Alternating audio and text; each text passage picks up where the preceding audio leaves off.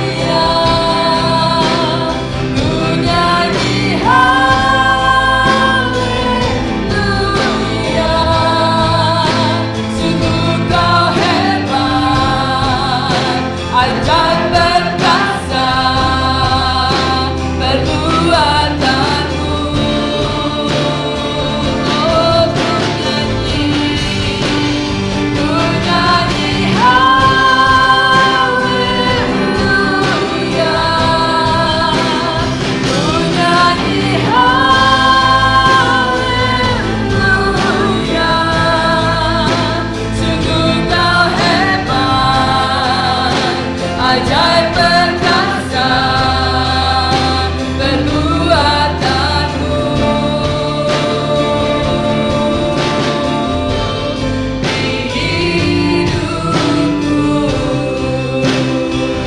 Mari katakan tak usah, tak usah aku takut, sebab Kau serta-Mu. Tak usah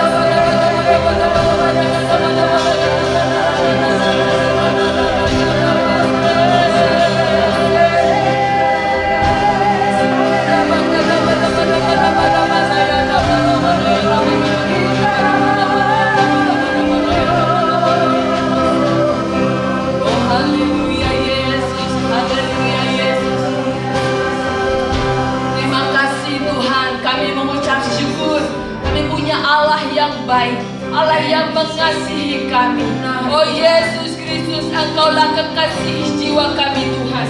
Kepadamu kami datang menyembah. Nama Yesus saja satu-satunya Allah yang berkuasa atas langit dan bumi, atas hidup kami Tuhan.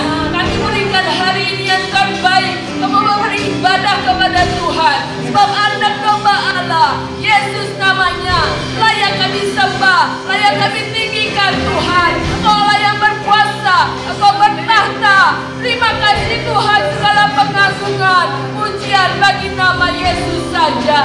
Terima kasih Tuhan, terima kasih. Oh sungguh Tuhan, Engkau Allah yang berkuasa, kasih-Mu tidak pernah berkesudahan. Kami mengasihi-Mu Tuhan. Engkau bertahta, Engkau berkuasa, Engkau mengatur alam semesta ini Tuhan.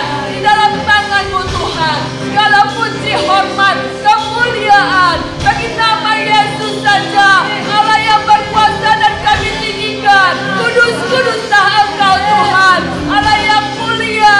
Nama-Mu Tuhan Yesus Kristus, kekasih jiwa kami. Segala pengagungan Tuhan, hormat dan kemuliaan kami naikkan bagi nama Yesus saja. Terima kasih Tuhan atas kebaikan-Mu.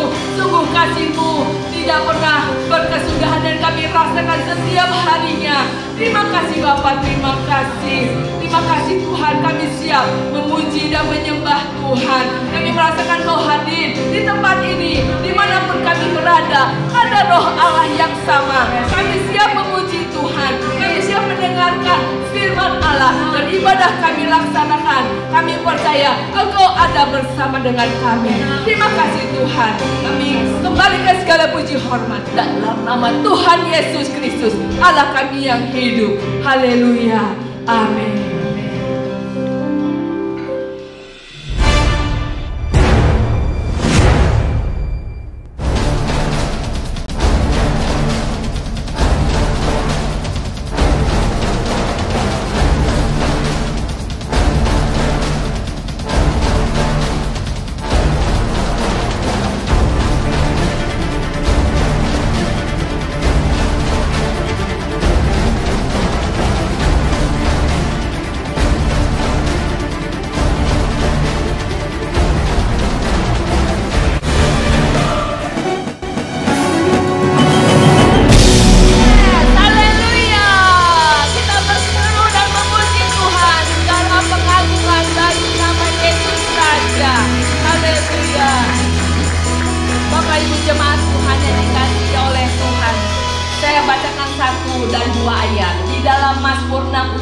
Ayat 34 dan 35. Akuilah kekuasaan Allah, kemegahannya ada di atas Israel, kekuasaannya di dalam awan-awan. Allah adalah dahsyat dari dalam tempat kudusnya. Allah Israel, Dia mengaruniakan kekuasaan dan kekuatan kepada umatnya. Terpujilah Tuhan. Bapak Ibu mengamini ayat ini? Yes, haleluya. Allah kita Yesus Kristus, Dia layak menerima pujian.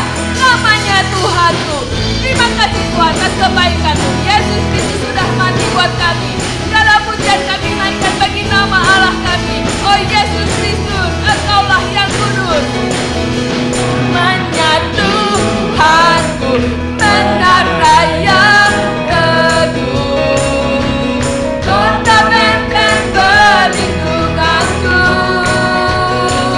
Allah yang perkasa, Bapa yang kekal, gunung batu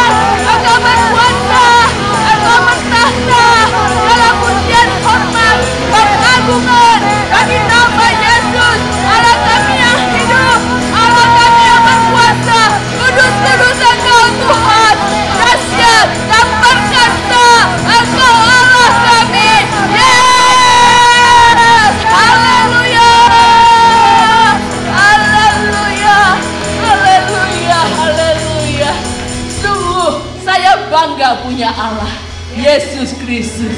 Bapak Ibu juga pasti, karena Dia adalah Allah yang pemenang. Bersama Dia, kita juga jadi pemenang. Mari kita kalahkan segala musuh kita. Tidak ada yang bisa melawan kita, karena ada Tuhan Yesus. Mari kita naikkan pujian, lebih dari pemenang.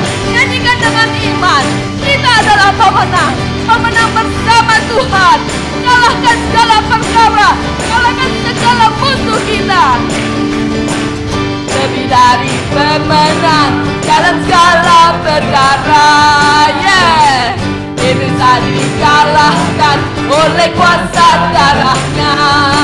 Jika Allah di pihak kita, siapa dapat melawan? Kita lebih dari pemenang. Katakan, lebih dari pemenang dalam segala perkara. Iblis telah dikalahkan oleh kuasa darahnya. Jika Allah di pihak kita, siapa dapat melawan? Kita lebih dari pemenang. Sorakan haleluya, haleluya. Ibaratkanlah bancinya, Yesus saja segala raja. Haleluya, bangkitlah gerejanya, kita lebih dari pemenang. Terima kasih Tuhan, bersamamu Tuhan kami keluar sebagai pemenang di dalam segala perkara. Lebih dari pemenang dalam segala perkara. Iblislah dikalahkan oleh kuasa darahnya. Jika Allah di pihak kita, siapa dapat melawan? Amin. Kita lebih dari pemenang. Doakan sama-sama, haleluya. Ibaratkanlah bancinya, Yesus saja segala raja. Haleluya, bangkitlah gerejanya, kita lebih dari pemenang. Oh haleluya, haleluya. Ibaratkanlah bancinya, Yesus saja segala raja. Amin, haleluya. Bangkitlah gerejanya, kita lebih dari pemenang. Katakan dengan iman, kita lebih dari pemenang. Oh amin, yes. Kita lebih dari pemenang. Haleluya. Kami sorakan kemenangan dalam nama Yesus. Kami menang bersama Tuhan Allah kami yang hidup, Yesus Kristus. Kau sudah kalahkan maut. Segala kuasa dalam tanganmu. Rancangan yang sempurna ada dalam tanganmu Tuhan. Yes Lord, haleluya, haleluya, haleluya. Puji Tuhan. Selalu ada sukacita di dalam hati orang yang mengasihi Tuhan. Mata kita tertuju kepada Tuhan. Dialah di atas segalanya. Kita teguhkan hati kita di dalam Tuhan. Meskipun banyak hal yang tidak kita mengerti, tapi satu hal tanamkan di hati. Tuhan Yesus selalu baik. Dia tidak pernah salah. Dan kita terus memfokuskan hati dan pikiran kita kepada Dia. Terima kasih Tuhan. Mari kita mau menaikkan penyembahan kepada Dia. Meskipun tak ku mengerti apa yang ku alami, namun ku yakin Tuhan punya rancangan terbaik.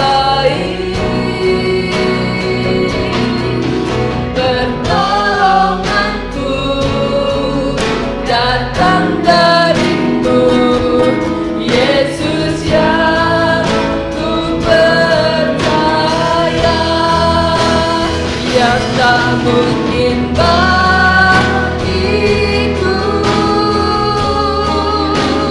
semua mungkin bagimu. Hanya Engkaulah jawaban hidupku.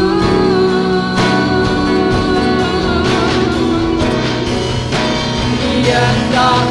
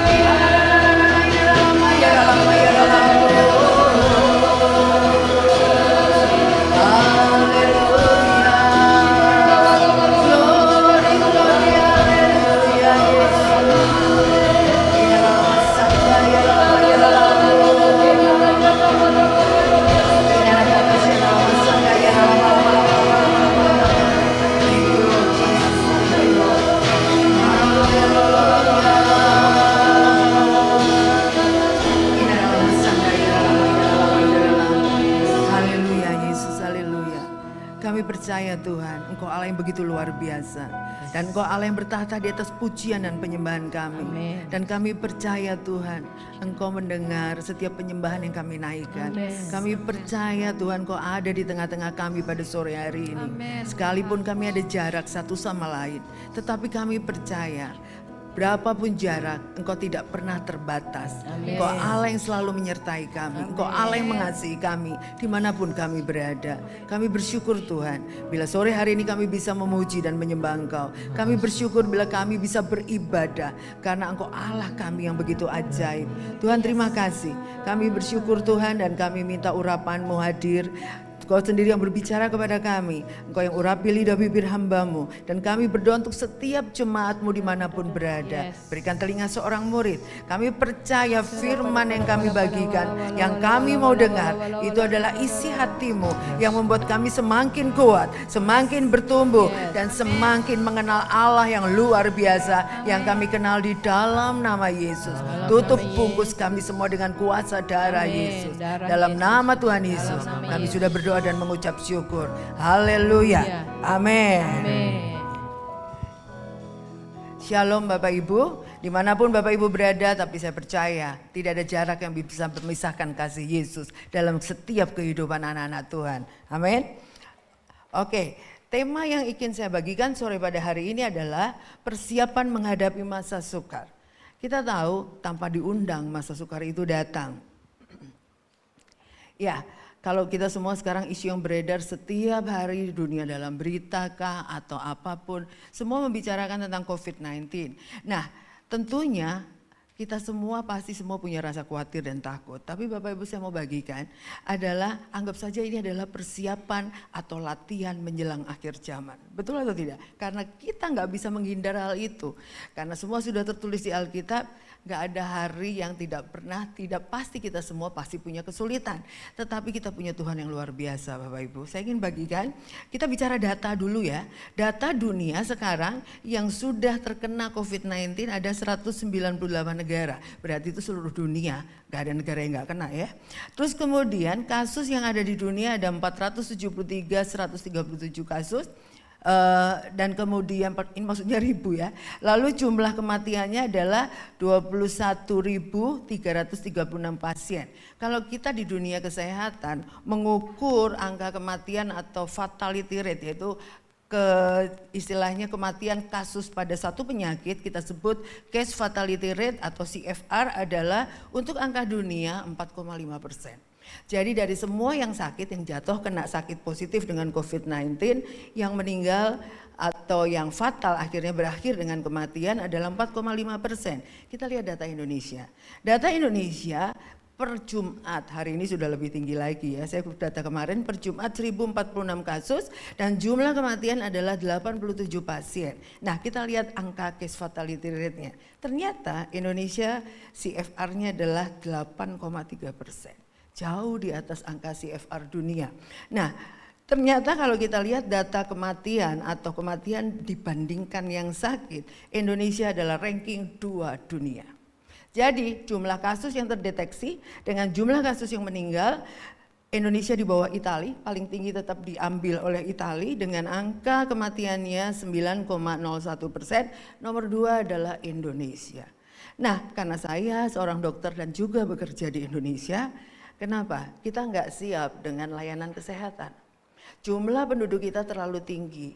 Dan bayangkan angka yang kedeteksi itu adalah underestimate. Karena nggak semua orang yang COVID-19-nya positif jatuh sakit. Semua bisa berkeliaran di jalanan. Kita nggak pernah tahu kiri kanan kita COVID-19-nya positif apa enggak. Meskipun seger buger. Padahal mungkin kita senggolan di pasar, mungkin kita habis megang pegangan bus sama atau kereta yang sama dan kita nggak selalu setiap kali habis megang selalu pakai desinfektan di tangan. Mau berapa ratus kali kita mau, agak repot kalau kita masih wirawiri. Nah itu yang saya mau kasih tahu, untuk saat ini angka kematian dengan angka yang sakit masih lebih tinggi dengan angka yang meninggal. Itu yang menyebabkan semua panik. Kalau zaman dulu krisis ekonomi tahun 98 paling tinggi ya, paling berat dihadapi, di mana Indonesia pergantian presiden waktu itu dengan paksa. Nah itu saja kita tahu bahwa ternyata krisis ekonomi waktu itu, seorang pakar ekonomi, nggak usah menteri ekonomi kita, mengatakan ternyata kasus COVID-19 jauh lebih susah mengatasinya dibandingin krisis ekonomi biasa. Kita lihat peta dunia dulu ya, sorry kelewat. Ya, ini adalah peta dunia tentang COVID-19. Warna yang lebih muda kasusnya cuma 1-10 kasus. Makin gelap warnanya, merahnya makin gelap, itu akhirnya makin tinggi. Yang paling gelap adalah lebih dari 20.000 kasus. Kalau secara jumlah di dunia sekarang rekornya ada di Amerika Serikat. Itu jumlah secara nominal angka kasus tertinggi yang ada COVID-19 yang positif ada di Amerika Serikat, baru kedua Italia, baru ketiga Cina. Indonesia ranking bawah. Karena apa? Karena masih sedikit yang terdeteksi. Bukan berarti di bawah itu kita sedikit kasusnya ya. Penduduk kita terlalu padat. Nah, jadi kalau kita lihat seperti ini, misal nih, saya ingat dulu waktu kasus krisis moneter tahun 98, orang yang punya uang, begitu dia menghadapi krisis di Indonesia, dia punya uang untuk bisa lari ke negara lain, betul? Dia tinggal beli tiket pesawat, dia terbang ke negara lain. Sekarang saya mau lihat peta dunia, mau lari kemana? Gak ada tempat pelarian Bapak Ibu ya. Kemanapun kita lari, semua ada merahnya, gak ada yang bersih. Tapi saya sampai hari ini sempat penasaran dengan India. India itu benua besar. Tapi kenapa? Karena begitu dia punya 3 kasus langsung lockdown. Jadi itu direm di situ. Tapi sampai hari ini saya masih lihat orang Indonesia masih banyak di jalan raya. Itu namanya bonek namanya. Jadi kita merasa aman, kita merasa sehat. Padahal kita masih berkeliaran di jalan raya. Makanya kita mau lihat firman Tuhan dulu ya. Nah, jadi kita sekarang uang tidak bisa menolong kita. Sekalipun kita punya uang, kita nggak bisa beli tiket untuk keluar negeri. Karena negara lain udah nggak nerima kita. Betul nggak? Nah kalau kita mau lari kemana nggak ada tempat juga buat lari. Karena tidak satupun negara yang aman untuk kita lari. Zaman dulu kita bisa lari keluar dari Indonesia. Sekarang no way. Jadi kalau udah makin kemari, makin susah atau makin enak rasanya. Makin gak ada jalan keluar. Tuhan izinkan ini semua untuk tujuannya mendidik kita. Tidak bisa lagi berseru atau mengandalkan uang kita. Tetapi kita hanya bisa berseru kepada Tuhan. Kita lihat ayatnya ya. Ayatnya saya akan ambil dari Lukas 21 ayat 10 sampai 11. Dan kita loncat Lukas 21 ayat 26. Saya akan bacakan. Ia dalam di sini adalah Yesus berkata kepada mereka, bangsa akan bangkit melawan bangsa dan kerajaan melawan kerajaan dan akan terjadi gempa bumi yang dahsyat dan di berbagai tempat akan ada penyakit sampar dan kelaparan dan akan terjadi juga hal-hal yang mengejutkan dan tanda-tanda yang dahsyat dari langit. Lukas 11 ayat 26, orang akan mati ketakutan karena kecemasan berhubung dengan segala apa yang menimpa bumi ini. Sebab kuasa-kuasa langit akan goncang. Dari ayat ini Tuhan Yesus sendiri sudah mengingatkan kepada seluruh manusia. Di Lukas mengatakan, dan ini Yesus yang ngomong bukan siapapun. Yesus berkata bahwa nanti akan ada sesuatu yang mengguncangkan dunia. Rasanya saya pikir berita ini belum kelar, pencatuhan belum selesai. Kemarin baca berita bahwa Gunung Merapi mulai erupsi. Saya lagi mikir satu belum beres, muncul satu lagi. Itu satu bukti bahwa itu di luar kendali manusia. Di luar apapun, seberapapun kita menjadi orang yang pakar dalam segala bidang, tetap semua terbatas. Nah, satu hal yang unik lagi yang saya mau bagikan adalah ternyata kasus Corona 19 sudah ditulis oleh penulis nih. Seorang penulis novelis tahun 1981 pernah menuliskan bahwa nanti di Wuhan muncul virus corona. Ini bukunya ditulisnya tahun 81 loh Bapak Ibu. Bayangin padahal sekarang tahun 2020, pada kejadian waktu dia nulis belum. Dan juga ada seorang yang bernama Sylvia Browne, itu adalah seorang cenah, yang cenah itu tukang ramal ya. Tukang ramal, dia pun tahun 2008 pernah meramalkan, dia nulis di bukunya bahwa tahun 2020 akan ada virus corona. Dan waktu itu gak ada yang peduli waktu itu. Orang selalu nganggap remeh segala sesuatu. Kita tahu sesuatu yang buruk itu bukan rencana Tuhan tetapi rencana iblis. Tapi sesekali kadang kalau saya bertanya Tuhan kenapa ini terjadi, Tuhan izinkan untuk mendidik kita. Tuhan tidak pernah punya rencana jahat dalam hidup umatnya. Tapi iblislah yang punya rencana jahat. Kita lihat dampak dari COVID-19 terhadap dunia. Tentunya terhadap rohani dan agama pasti berdampak. Sulit untuk kita beribadah, betul nggak? Bersyukur kita masih bisa ibadah online. Tetapi sampai kapan masalah ini selesai kita nggak pernah ada yang tahu. Kita nggak pernah tahu apakah minggu depan kasusnya akan menurun. Setiap hari saya mengikuti berita. Setiap hari kasus baru, nggak usah ngomong negara lain. Indonesia, setiap hari kasus baru sampai hari ini bertambah di atas 100 kasus baru COVID positif. Dan yang hari terakhir nggak tanggung-tanggung, bukan 100 lagi, 150, makin banyak. Berarti di kiri kanan kita makin tinggi. Betul nggak? Kalau makin banyak berarti di kiri kanan kita makin tinggi. Karena ini adalah virus itu nggak kelihatan. Kalau kita punya musuh yang kelihatan, kita bisa menghindar. Tapi kalau kita musuhnya virus, ya gimana mau menghindar, ya nggak tahu ya mau apapun. Yang terbaik adalah, makanya kebijakan pemerintah adalah mengisolasi diri. Kemudian terhadap keluarga dan pendidikan berpengaruh nggak? Pasti. Karena kita anak-anak mulai sekolah diliburkan. Terus kemudian secara sosial, orang yang pekerjaannya informal sehari-hari, penghasilannya hari ini dapat, hari ini hidup, gimana mau jualan? Orang semua berhati-hati beli makanan. Dan kemudian ekonomi, keuangan, pekerjaan semua berpengaruh. Apalagi juga politik, kebijakan-kebijakan semakin berpengaruh. Dari hal ini semuanya digoncangkan. Semua diizinkan oleh Tuhan bahwa segalanya terbatas. Kita lihat ayatnya ya. Oke, di ayatnya Daniel 11 ayat 35 saya akan bacakan. Sebagian dari orang-orang bijaksana itu akan jatuh, supaya dengan demikian diadakan pengujian, penyaringan, dan pemurnian di antara mereka sampai pada akhir zaman. Sebab akhir zaman itu belum mencapai waktu yang telah ditetapkan. Kita pikir ini akhir zaman, belum nyampe Bapak Ibu. Belum sampai ke situ. Kapan akhir zaman kita nggak ada yang tahu. Tapi yang jelas sebelum akhir zaman itu tercapai, tetap ada satu masa yang namanya pengujian, penyaringan, dan pemurnian. Dan jangan salah, jangan dipikir yang jatuh cuman orang yang nggak kenal Tuhan. Orang yang kenal Tuhan pun, orang bijaksana pun bisa jatuh. Karena nggak semua orang tahan uji. Nggak semua orang kelihatannya rohani, belum tentu rohani. Kalau memang nggak punya hubungan dekat dengan Tuhan. Jadi nggak dijamin orang yang hadir di gereja setiap minggu waktu sebelum corona itu adalah orang yang rohani.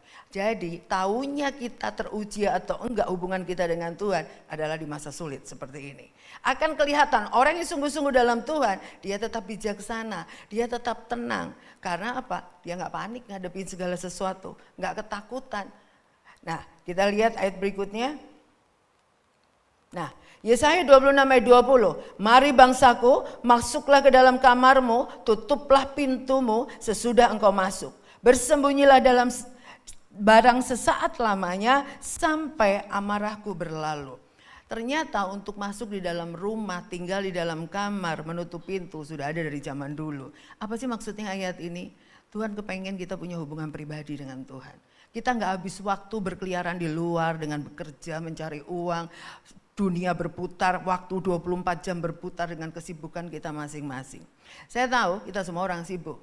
Termasuk saya sendiri juga, saya bisa bayangin kalau hari ini saya belum pensiun dari WHO, saya tidak akan pernah bisa berdiri di sini karena saya harus ngelembur di kantor. Karena corona ini merupakan pekerjaan utamanya WHO dengan Kementerian Kesehatan. Makanya saya baru tahu jawabannya kenapa saya harus pensiun waktu saya nego dengan Tuhan Yesus. Tuhan please berikan saya waktu untuk pensiun Desember 2020.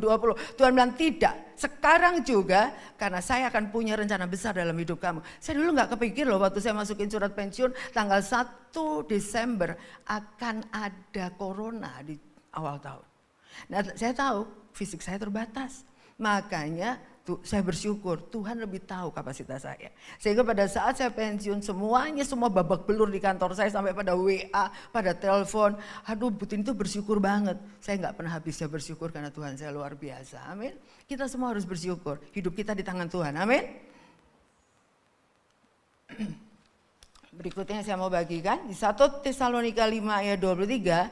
Semoga Allah damai sejahtera menguduskan kamu seluruhnya. Dan semoga roh, jiwa dan tubuhmu terpelihara sempurna dengan tidak bercacat pada kedatangan Yesus Kristus Tuhan kita. Jadi di ayat ini menyatakan bahwa suatu hari Tuhan Yesus akan datang kedua kali. Betul, kita semua percaya itu.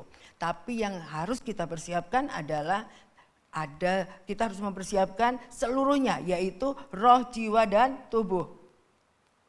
Bagaimana kita mempersiapkan? Karena kita nggak tahu kapan Tuhan datang. Kita akan bahas satu-satu pada sore hari ini. Kita mulai yang paling pertama adalah ada 3 hal. Siapkan kesiapan roh, kedua adalah kesiapan jiwa. Di dalam jiwa kita ada hati dan pikiran, ketiga adalah kesiapan tubuh. Ini adalah satu kesatuan yang ada di dalam diri kita masing-masing anak-anak Tuhan. Kita punya roh, punya jiwa, dan punya tubuh. Kejahatan sekarang maksudnya musuh kita tuh gak kelihatan. Kita takutnya udah luar biasa. Tuhan juga nggak kelihatan Bapak Ibu. Tuhan itu nggak kelihatan, tapi berapa banyak orang yang takut sama Tuhan. Orang selalu nganggap remeh Tuhan. Kali ini giliran ketemu virus yang nggak kelihatan, semua panik. Karena apa? Karena memakan korban. Sedangkan Tuhan sudah mati dari 2000 tahun yang lalu menggantikan kita. Jadi kita nganggap remeh, Tuhan kan kelewat baik. Jadi kalau saya bohong sekali-kali, kita kompromi dengan dosa, Tuhan gak bakalan marah, nanti besok minta ampun. Gak bisa begitu Bapak Ibu. Tuhan gak kelihatan, kalau kita lebih takut sama Tuhan itu udah paling benar. Jangan takut sama virus, sama-sama gak kelihatan kan. Tetapi virus memang membunuh, tapi ingat bahwa kalau kita tidak takut sama Tuhan, tentu hukuman maut atau hukuman kematian kekal akan terjadi. Kita tahu bahwa Tuhan tidak mau kita kompromi dengan dunia ini. Makanya kita siapkan diri kita untuk menjelang akhir zaman. Yang pertama yang kita harus siapkan adalah kesiapan roh. Ayatnya ada di Roma 8 ayat 26. Demikianlah juga roh membantu kita dalam kelemahan kita. Sebab kita tidak tahu bagaimana sebenarnya harus berdoa. Tetapi roh sendiri berdoa untuk kita kepada Allah dengan keluhan-keluhan yang tidak terucapkan. Tuhan tahu kapasitas kita. Kita semua tidak pandai berdoa atau enggak jago dalam berkata-kata. Itu sudah wajar, manusiawi banget. Tetapi saya mau kasih tahu, Tuhan tidak pernah meninggalkan kita meskipun kita bisa berkata-kata salah. Meskipun kita tidak pandai berdoa. Karena apa? Karena kita sudah punya Roh Kudus di dalam diri kita. Kita sudah percaya Yesus, mengundang Tuhan Yesus masuk dalam hati kita. Dan Dia tinggal di dalam hati kita. Dia membantu kita berdoa. Amin. Jadi jangan berkata saya tidak bisa berdoa. Tuhan selalu membantu kita. Nah, berikutnya di sini ayat lagi yang saya mau bagikan adalah 1 Yohanes 4 ayat 4 sampai 6, betapa rohlah yang harus kita dekat dengan roh Allah sehingga kita bisa mampu menyiapkan akhir zaman. Kamu berasal dari Allah, anak-anakku, dan kamu telah mengalahkan nabi-nabi palsu itu, sebab roh yang ada di dalam kamu lebih besar daripada roh yang ada di dalam dunia. Mereka berasal dari dunia, sebab itu mereka berbicara tentang hal-hal duniawi dan dunia mendengarkan mereka. Kami berasal dari Allah, barang siapa mengenal Allah, ia mendengarkan kami. Barang siapa tidak berasal dari Allah, ia tidak mendengarkan kami. Itulah tandanya roh kebenaran dan roh yang menyesatkan. Kita berasal dari Allah, makanya kita tetap mendengarkan suara Tuhan.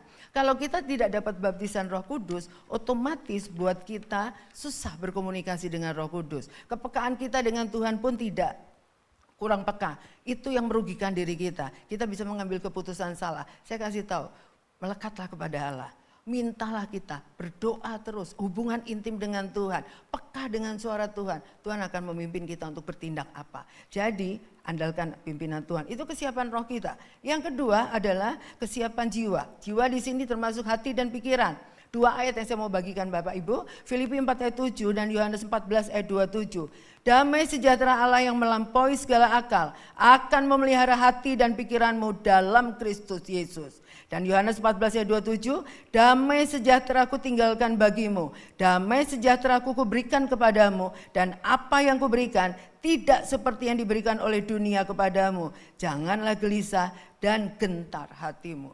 Allah memberikan kita damai sejahtera di dalam hati kita, pikiran kita, logika kita. Kalau kita pakai laporan dunia, berita yang kita dengarkan, kita bisa stres. Tapi saya mau kasih tahu, sekalipun kita stres dan kita berhikmat pimpinan Roh Kudus, tetap memimpin kita. Jangan pernah kita mengandalkan kekuatan kita sendiri. Gunakan pikiran dan hati Kristus, barulah damai sejahtera Allah itu bisa tinggal. Kalau kita stres dengan tekanan berita atau dengan isu gini yang semua, ada berita hoak di sekitar kita, lebih baik kita banyak berdoa, lebih baik kita mengunci diri di kamar daripada kita semakin stres. Dan yang ketiga, kesiapan tubuh. Kesiapan tubuh ada di 1 Korintus 9 ayat 27. Tetapi aku melatih tubuhku dan menguasainya seluruhnya, supaya sesudah memberitakan Injil kepada orang lain, jangan aku sendiri ditolak. Bapak Ibu, Tuhan sudah peringatkan ini dari 2000 tahun yang lalu. Jangan sampai kita jadi orang Kristen tapi ditolak oleh Tuhan karena tidak pelaku firman. Karena kita cuma tahu kekristenan secara teori. Jadi apa yang harus kita lakukan? Tentu kita harus hidup di dalam kekudusan. Jangan pernah kompromi dengan dosa. Orang lain bilang itu biasa, orang lain bilang gak apa-apa. Kalau Tuhan katakan tidak. Kita harus menyalipkan keinginan daging. Pola hidup yang sehat. Banyak orang berkata nggak ada ayatnya boleh merokok atau tidak. Tapi saya mau kasih tahu, apapun yang merugikan tubuh yang Tuhan sudah percayakan untuk kita pelihara, semuanya namanya dosa. mau kita begadang, main game, atau melakukan kegiatan-kegiatan yang tidak terkait dengan kesehatan kita, saya mau kasih tahu, tetap itu berdosa karena tubuh ini titipan Tuhan.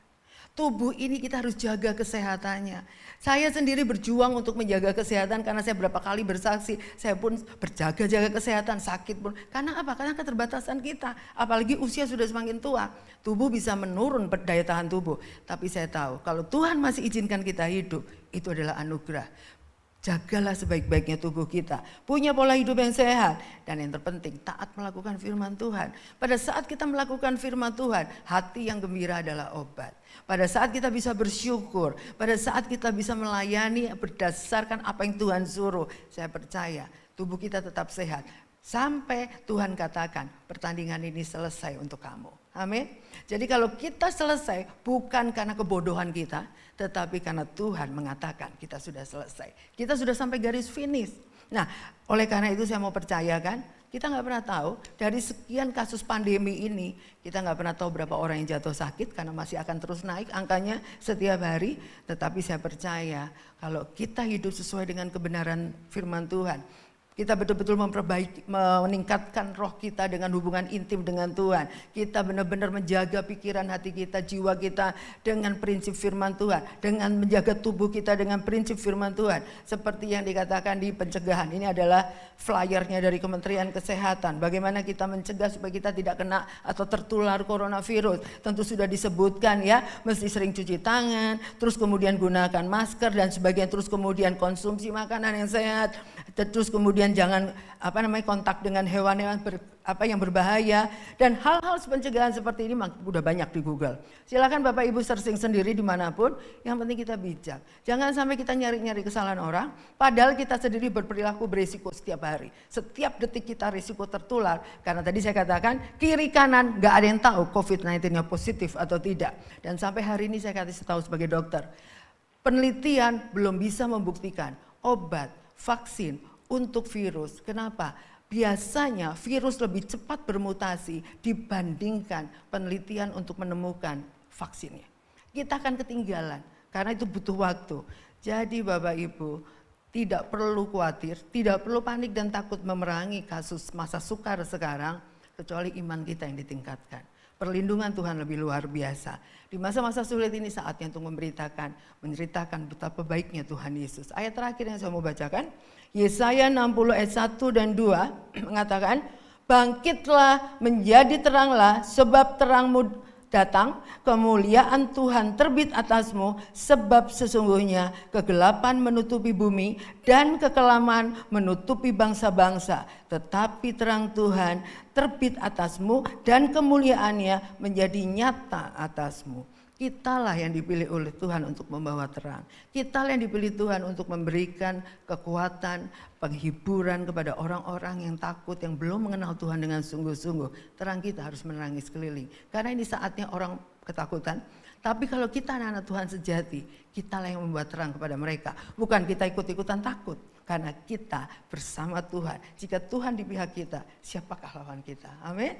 Mari kita nyanyikan lagu penolong yang selalu setia. Tuhan Yesus yang selalu menolong hidup kita.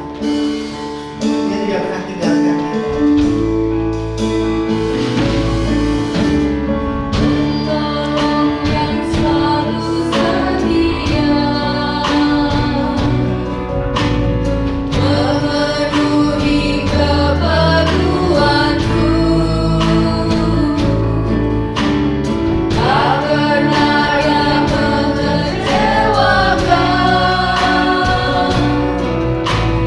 Yesus ku tak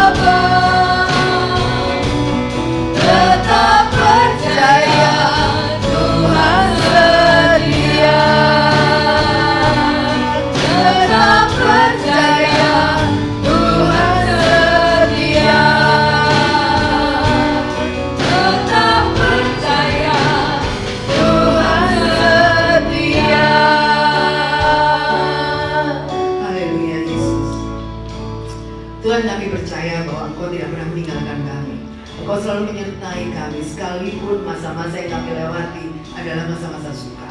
Tapi kami percaya Tuhan, janji-Mu ya dan amin. Dan Tuhan selalu menyertai setiap langkah hidup kami. Kami saat ini berdoa, Tuhan, perlindungan Allah tetap nyata dalam hidup kami.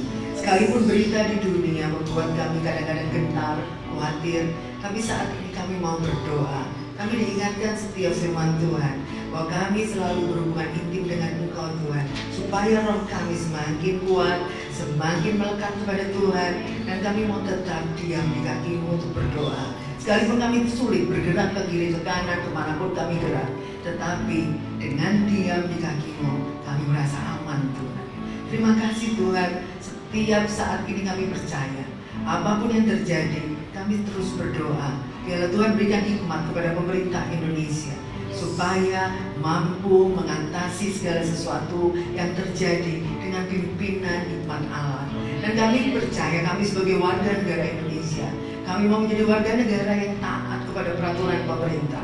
Kami mau menjadi orang-orang yang bijak, sehingga kami melakukan segala sesuatu dengan pimpinan Roh Kudus. Kami mau Tuhan, kami mau taat lebih lagi kepadamu. Dan kami percaya Tuhan akan membawa kami keluar melewati masa-masa sulit.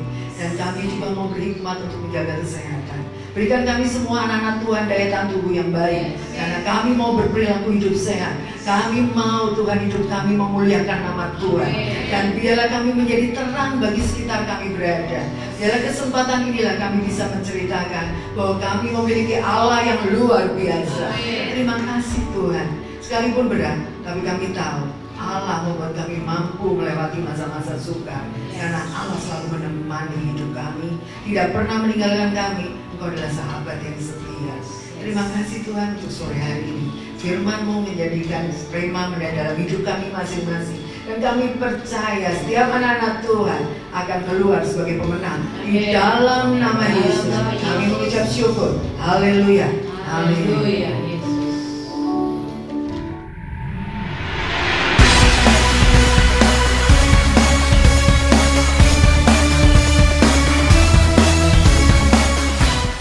Shalom, selamat datang di keluarga masa depan cerah Gereja Kristen Perjanjian Baru Fajar Perdamaian Bogor.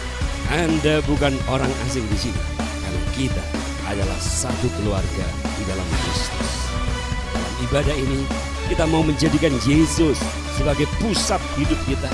Biarlah semua ibadah kita hanya untuk memuliakan Tuhan saja.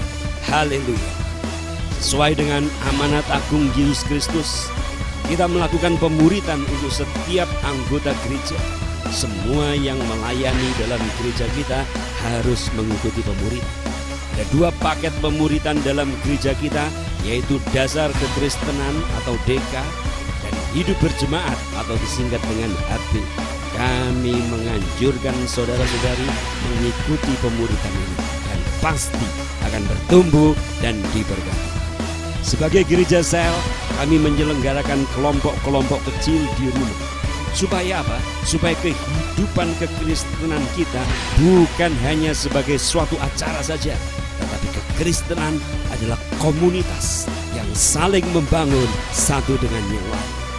Silakan lihat di warna jemaat untuk mengikuti sel group yang terdekat, atau biasa kita sebut dengan kesan kelompok saling memperhatikan.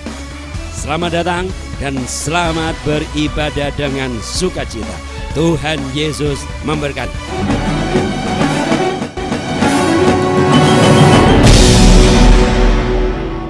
Selamat datang Bapak Ibu. Untuk persembahan dan penguluhan dapat dilakukan dengan memberi secara online ke rekening operasional gereja nomor account 427 119 07 30. Saya ulangi kembali, nomor account 427 119 0730 atas nama Syed alias Fusye BCA Siliwangi Bogor. Berita duka, telah dipanggil pulang ke rumah Bapa di surga Gembala kita Pastor Fusye pada hari Selasa tanggal 24 Maret 2020 dan telah dimakamkan di TPU Gunung Gadung.